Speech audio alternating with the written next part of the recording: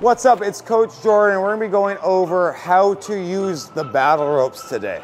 So there's tons of various techniques and exercises we can do with the battle ropes, but there's some principles that we do wanna follow when using them, right? So oftentimes when I go into gyms or when I'm looking on Instagram, I see all these crazy forms, things going on.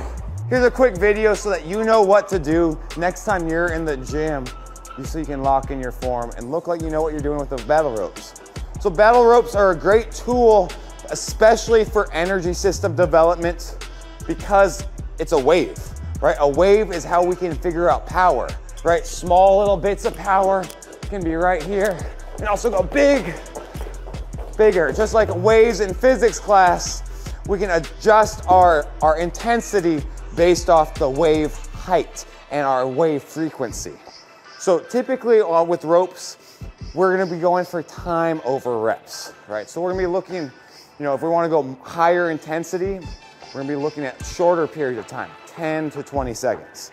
We can also be looking at longer duration rope movements, going from 30 seconds to I've gone 5 minutes before. So using that difficulty intensity based off the exercises you're choosing, right? Next portion with it, let's go over some grips, some setups we can use with our grips.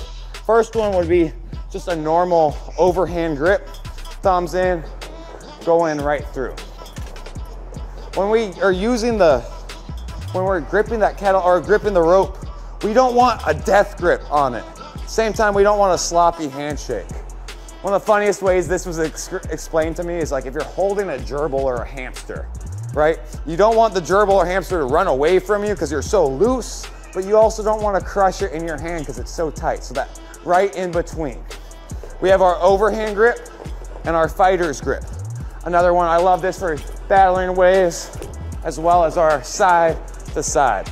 Typically, if you feel some in your forearm, you can switch from one to the other.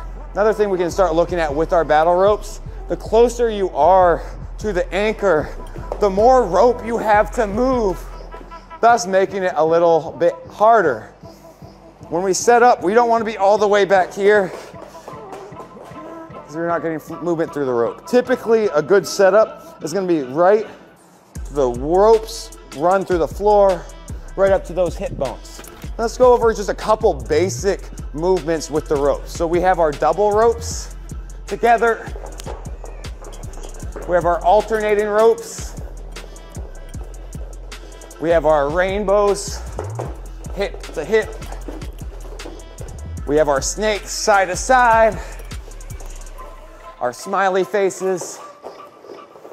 We can also go any of these designs we just did, adding in more movements as well. We can go squats. So there's a ton of different movements and things we can do with the rope, which makes it a great tool to train with. But I love sticking to the basics, right? Those alternating ropes, bringing the intensity, bringing the wave, adjusting the intensity of the wave as we go. So there you go. Now you know everything about battle ropes. Get after it in your training.